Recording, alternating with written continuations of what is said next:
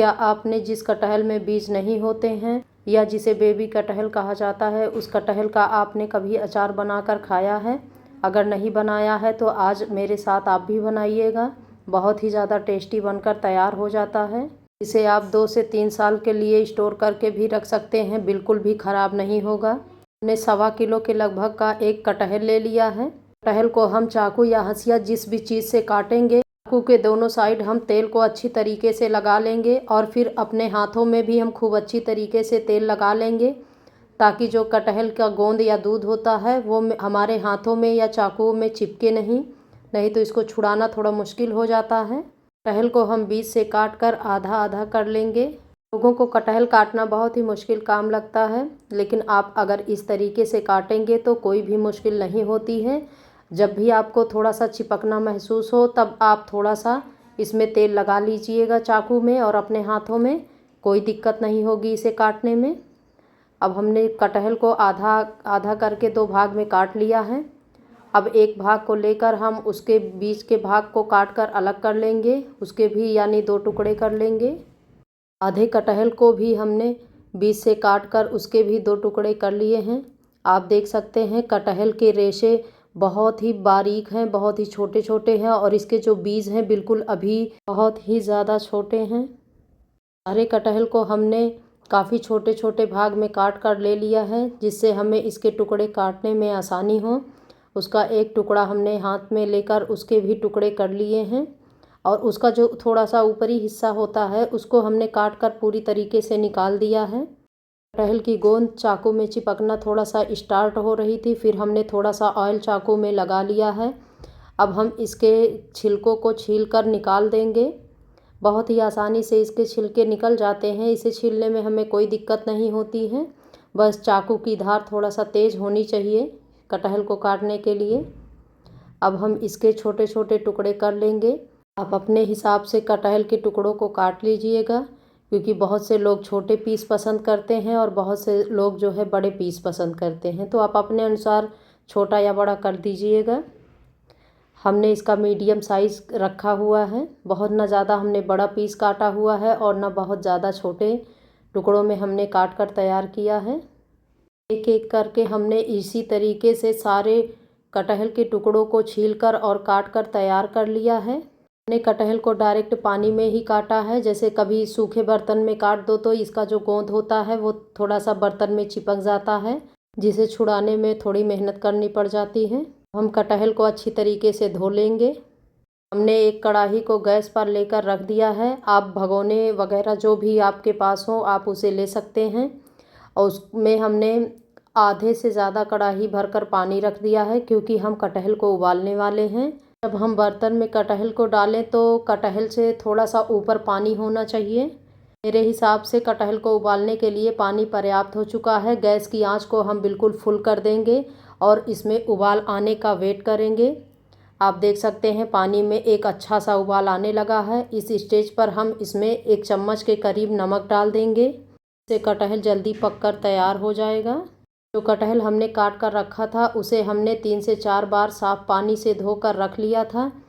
अब हम थोड़ा थोड़ा करके सारे कटहल को पानी में ऐड कर देंगे। आप थोड़ा आसानी से कीजिएगा, क्योंकि पानी बहुत ज़्यादा गर्म है, आपके ऊपर छींटे ना आएँ।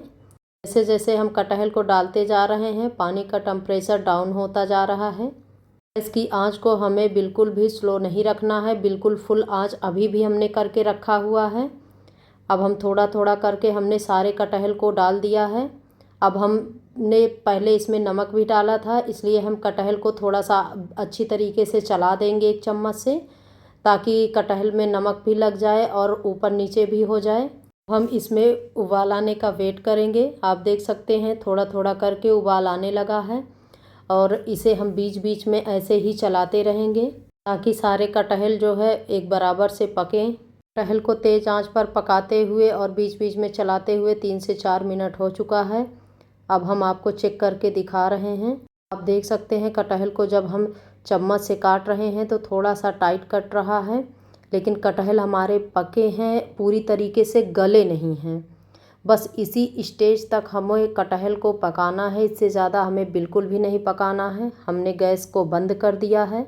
हम लेंगे एक छन्नी, जिसे हम पूड़ी बनाते हैं, हमने वो छन्नी लिया हुआ है, जिसे थोड़ा सा ऐसे कटहल डालकर और थोड़ा झटके देंगे तो जो पानी है वो निकल जाएगा। दूसरी तरफ हमने एक बड़ा बर्तन लिया हुआ है, उसमें भी हमने एक छन्नी लगा के रखी है, ताकि जब हम कढ़ाई से कटहल को निकाल कर इस छन्नी में रखें तो जो भी थोड़ा बहुत पानी एक्स्ट्रा हो वो पानी नीचे बर्तन में गिर जाए, क्योंकि हमें इसमें बिल्कुल भी पानी नहीं चाहिए। कटहल को थोड़ा थोड़ा करके हमने कढ़ाई से छन्नी में निकाल कर रख लिया है। अब हम इसे ऐसे ही 5 मिनट तक लगभग छोड़ देंगे, ताकि जो भी थोड़ा बहुत भी अगर पानी हो तो वो नीचे बर्तन में गिर जाए। इसे रखे हुए हमें लगभग 5 मिनट के करीब हो गया है। कटहल थोड़े ठंडे भी हो चुके हैं। हम आपको छन्नी से उठाकर दिखा रहे हैं। बिल्कुल हल्का सा पानी नीचे बर्तन में आया हुआ है, क्योंकि इसमें पानी बिल्कुल भी नहीं था। हम कटहल को एक थाली या प्लेट में निकाल लेंगे। आप देख सकते हैं कटहल हमारे खूब अच्छी तरीके से आपको पके दिख रहे हैं। हम एक पीस को आपको तोड़ के दिखा रहे हैं। आप देख सकते हैं ये टूट जा रहा है, लेकिन इसे थोड़ा सा खींचना पड़ रहा है हमें। इसी स्टेज तक हमें इसे पकाना है, क्योंकि हम इसका अचार बनाएंगे, सब्जी नहीं बनाना है हमें। हम इसे लगभग 3 से 4 घंटे के लिए धूप दिखाएंगे और बीच बीच में हम इसे पलट भी देंगे, ताकि कटहल में धूप अच्छी तरीके से लग जाए और इसका पूरी तरीके से मॉइस्चर जो है ख़त्म हो जाए। कटहल को हमने धूप में रख दिया है। अब हम चलिए इसका एक मसाला बनाकर तैयार कर लेते हैं। अपने घर के चम्मच से 6 चम्मच भरकर पीली वाली सरसों को ले लिया है। अगर आपके पास पीली ना हो तो आप काली सरसों का भी इस्तेमाल कर सकते हैं। 2.5 चम्मच के करीब हमने सूखी खड़ी धनिया ले लिया है। अगर आपको खड़ी धनिया ना डालने का मन हो तो आप बिल्कुल भी मत डालिएगा। अगर आप इस अचार में थोड़ा सा खड़ी धनिया डालेंगे तो उसका टेस्ट बहुत ही अच्छा आता है। अचार बिल्कुल भी आपका ख़राब नहीं होगा। 3 चम्मच भरकर हमने मोटी वाली सौंफ ली है, जो अचार में सौंफ इस्तेमाल की जाती है। साथ ही हमने 2 चम्मच भरकर खड़ा जीरा ले लिया है। जीरे को भी हम कढ़ाई में डाल देंगे। अभी हमने गैस को ऑन नहीं किया है, इस बात का आप खास ध्यान दीजिएगा। कटहल के अचार का स्वाद बढ़ाने के लिए हमने 20 से 25 के लगभग खड़ी काली मिर्च ले ली है। ये इसका अचार में बहुत ही अच्छा टेस्ट आता है। आप इसे ज़रूर डालिएगा, स्किप मत कीजिएगा। छोटा चम्मच के करीब भरकर हमने मेथी का दाना ले लिया है। अब हम इस मेथी के दाने को भी कढ़ाई में डाल देंगे। लगभग 2 चम्मच के करीब भरकर हमने राई का दाना लिया हुआ है। अगर आपके पास हो तो आप इसे ज़रूर डालिएगा। बहुत ही अच्छा और बेहतरीन अचार आपका बनकर तैयार होगा। अब हम गैस को ऑन कर लेंगे और सारे मसालों को हम भून लेंगे। गैस की आंच को हमें स्लो रखना है, नहीं तो मसाले हमारे अच्छे से भुनेंगे नहीं और ये जल्दी से जल्दी जलने लगेंगे। धीमी आंच पर इसे भूनने में हमें लगभग 3 से 4 मिनट का टाइम लग जाएगा। इसे हमें तब तक भूनना है जब तक कि मसालों का कलर थोड़ा चेंज ना हो जाए और एक अच्छी सी खुशबू ना आने लगे। तब तक हमें मसालों को ऐसे ही ड्राई रोस्ट कर लेना है। इसे भूनते हुए हमें लगभग 3 से 4 मिनट का टाइम हो गया है। आप देख सकते हैं मसालों का कलर चेंज हो चुका है और एक अच्छी सी खुशबू भी मसालों में आने लगी है। अब हम गैस को कर देंगे बंद और इसे ठंडा होने के लिए एक बर्तन में निकाल लेंगे। कढ़ाई में हमने 250 ग्राम के लगभग सरसों का तेल डाल दिया है। इस अचार को हम सरसों के तेल में बनाएंगे। सरसों के तेल में यह अचार बहुत ही अच्छा और बेहतरीन बनकर तैयार होता है। सरसों के तेल को हम अच्छी तरीके से गर्म कर लेंगे। हमारे गाँव में सरसों के तेल को गर्म नहीं किया जाता है, क्योंकि वो घर का तेल होता है और बाहर का जो सरसों का तेल होता है उसमें थोड़ा मिलावट होती है, इसलिए इसे गर्म करना बहुत ज़्यादा ज़रूरी है। जब थोड़ा थोड़ा धुआं जैसे उठने लगे तब हम गैस को बंद कर लेंगे और इसे ठंडा होने देंगे। लहसुन को छीलकर साफ़ पानी से धोकर और इसे थोड़ी सी धूप में हमने सूखा कर लिया है और लगभग आधी कटोरी के करीब हमने लहसुन को छील कर लिया है। आप कम या ज़्यादा कर सकते हैं। इसे हमने खलबट्टे में डालकर थोड़ा सा कूट लिया है। इसे हमें दरदरा रखना है, बिल्कुल बारीक नहीं करना है। इस अचार में लहसुन का टेस्ट बहुत ही अच्छा आता है, आप इसे ज़रूर डालिएगा। को हम कूट कर साइड में कर देंगे और जो हमने मसालों को भूनकर ठंडा होने के लिए निकाल कर रखा था, मसाले हमारे बिल्कुल अच्छी तरीके से ठंडे हो चुके हैं। चलिए अब हम इसे मिक्सी में डालकर पीस लेते हैं। अगर मिक्सी ना हो तो आप इसे सिलबट्टे पर भी पीस सकते हैं। मिक्सी का एक जार ले लिया है। सारे मसालों को हमने इस जार में डाल लिया है। जार में अब हम ढक्कन लगा देंगे और मसालों को हमें दरदरा पीस कर तैयार कर लेना है। इसे बारीक नहीं करेंगे हम। धूप में जो हमने कटहल को सूखने के लिए रखा था, हम उस कटहल को उठा कर ले आए हैं। आप देख सकते हैं कटहल का मॉइस्चर बिल्कुल अच्छी तरीके से ख़त्म हो चुका है। ये अब हम इसे आगे बनाने की तैयारी कर लेते हैं। कढ़ाई में हमने जिस तेल को गर्म करके रखा था वो तेल ले लेंगे हम। तेल अभी हल्का सा बिल्कुल गुनगुना है या पूरी तरीके से ठंडा नहीं हुआ है। तेल में हमने थोड़ी सी हींग डाल दी है और इसमें हमने 1 चम्मच भरकर कलौंजी डाल दी है, जिसे हम काला जीरा भी कहते हैं। 1 छोटा चम्मच के करीब हमने इसमें अजवाइन डाल दी है। अजवाइन और मंगरेल को हमने कच्चा डाला है, इसे हमने भूनना नहीं है। हम इसमें दरदरा कुटा हुआ सारा लहसुन डाल देंगे। लहसुन जब आप डालिएगा तो इस बात का ध्यान रखिएगा कि तेल हमारा गुनगुना होना चाहिए, गर्म बिल्कुल भी नहीं होना चाहिए। हमें इसमें लहसुन को पकाना नहीं है। अगर गर्म रहेगा तो लहसुन का टेस्ट अचार में बिल्कुल अलग आता है।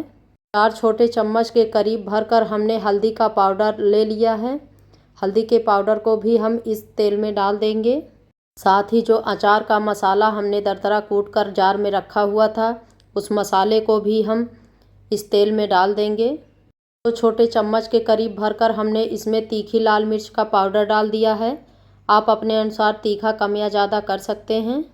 3 चम्मच के करीब भरकर हमने इसमें रेगुलर नमक ले लिया है। अचार में थोड़ा सा ज़्यादा ही नमक जाता है, तो आप थोड़ा इसमें ज़्यादा ही डालिएगा। 1 चम्मच के करीब भरकर हमने इसमें काला नमक डाल दिया है। काला नमक का टेस्ट अचार में बहुत ही अच्छा आता है, आप ज़रूर डालिएगा।